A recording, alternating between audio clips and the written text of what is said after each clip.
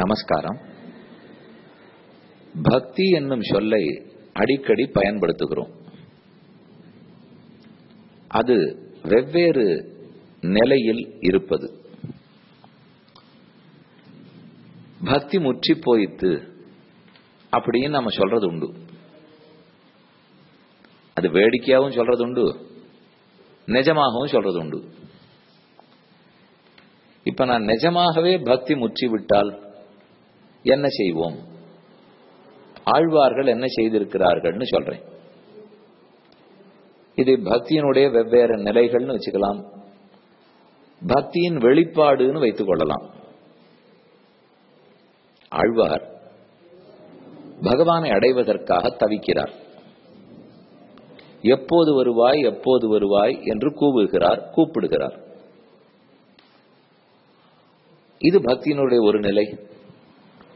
நாமெல்லாம் இப்ப பெருமானை எப்போது வருவாய்னு கூப்பிட்டு எல்லாம் இருக்கல. வருவார், எப்போது நமக்கு நல்லது செய்ய வேண்டுமோ செய்வார். கோவிலுக்கு போகிறோமே தவிர இன்னும் நீ அப்படியே எனக்கு அனுபவத்தை கொடுக்கவில்லையே, எனக்கு டிவைன் எக்ஸ்பீரியன்ஸ் ஒரு ஃபீலிங் கிடைச்சுடலையே, அப்படிலாம் நம்ம உருகி போய் வேண்டிக்கிறோமா? எல்லாரையும் நன்னா வச்சுக்கோ, என்னையும் நன்னாக வைத்துக்கொள், இந்த வேண்டுதல்ல தான் இருக்கும்.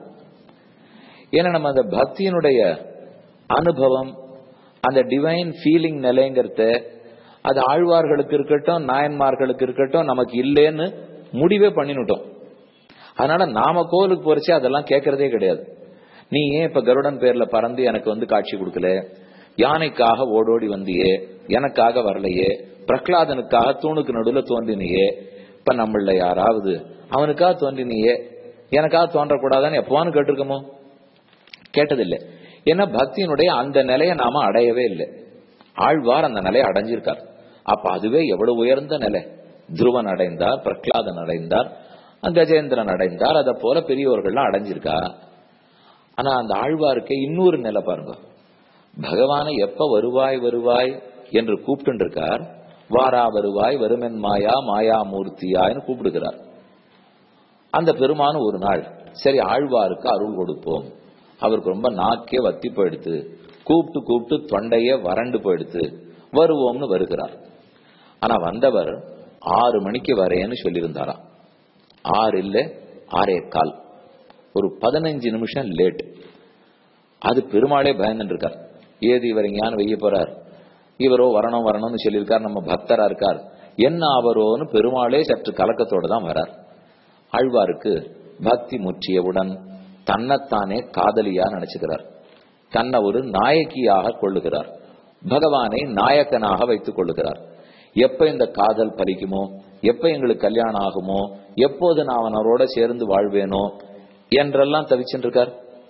அதே பல இடத்திலே காதலிகளுக்காக இன்ன தோட்டத்துக்கு 6 மணிக்கு வாங்கோ சந்திப்போம் அப்படின்னு பேசி வச்சுட்டு இருப்பா. அது முன்னாடியே போய் காத்துட்டு இருக்கணும்.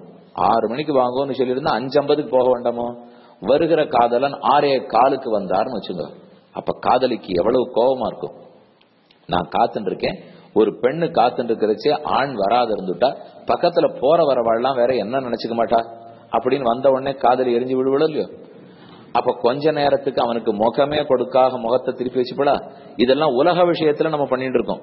தயவுசெய்து புரிஞ்சுக்கோ, நான் அதை பத்தி பேசவே வரல, உங்களுக்கு புரியறதுக்காக மட்டும் சொல்லிட்டு இருக்கேன். இப்போ இதே போல பகவான் ஆழ்வாருக்கு அருள் புரிவதற்காக 6 மணிக்கு வராமல் 6:15 வந்தார்.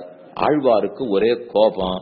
மின்னிடம் அடவார்கள் நின் அருள் சூடுவார், முன்பு நான் அது அஞ்சுவன், என்னுடைய பந்தும் கடலும் தந்து போகு நம்பி, நீ கிட்டக்கே வராதே, நான் கதவை சாத்தியாச்சு, உன்னை உள்ள விடுறதா இல்லை, யார் உன்னை இங்க வர சொன்னா, நான் உன்னை எதிர்பார்க்கவே இல்லை, சரமாரியா வெடிச்சார் ஆழ்வார். பெருமாள் திகைச்சு போய் நான் வரணுங்கிறதுக்காக இவர் பக்தியோட எவ்வளவு கதறி இருக்கார், இப்ப நான் வந்திருக்கேன், இப்ப கதவையே திறக்காம வெளியில போன்னு கடைசி தள்ளுறாரே அப்படின்னு அவர் திகைச்சுட்டார். மறுபடியும் இப்ப நம்ம கொஞ்சம் பின்பக்கத்துல இருந்து யோசிச்சு பார்ப்போம். இப்படி கூட ஆழ்வார் நடந்து போறான்னு.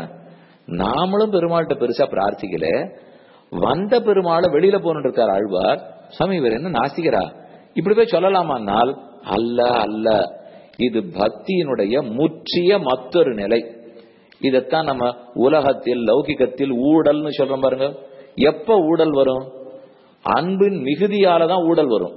யாரே கண்ணு மண்ணே ஒருத்தர் தெரியாதுன்னு வச்சுங்க, அவர்கிட்ட ஊடல்லாம் வராது.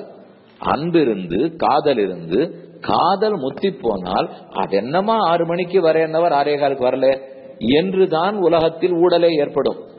அதே விஷயத்த பக்திக்கு மயங்கி பக்திக்கு வசப்பட்டு ஆழ்வாருக்கு பகவானிடத்திலே ஊடல் ஏற்பட்டு போறது.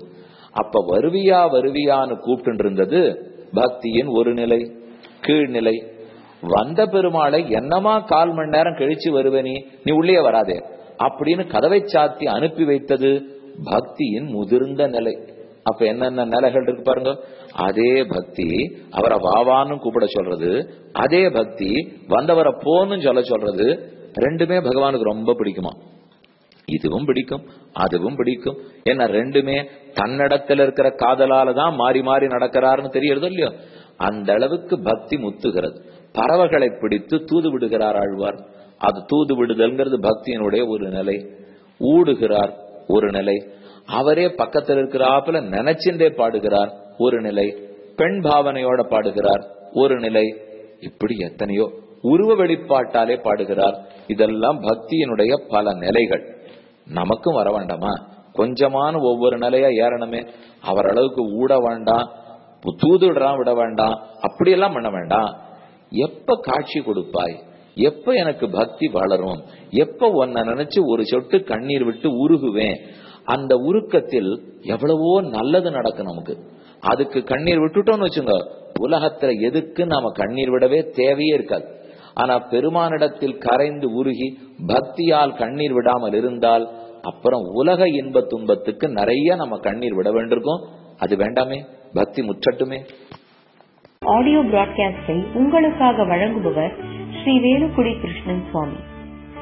இந்த ஆடியோ பிராட்காஸ்டை தினமும் உங்கள் மொபைலில் பெற முதலில் 9443219021 என்ற எண்ணை உங்கள் மொபைலில் சேவ் செய்யவும். பிறகு இந்த எண்ணிற்கு ஒரு வாட்ஸ்அப் மெசேஜ் அனுப்பவும். தினந்தோறும் இந்த ஆடியோ பிராட்காஸ்டை கேட்டு மகிழவும்.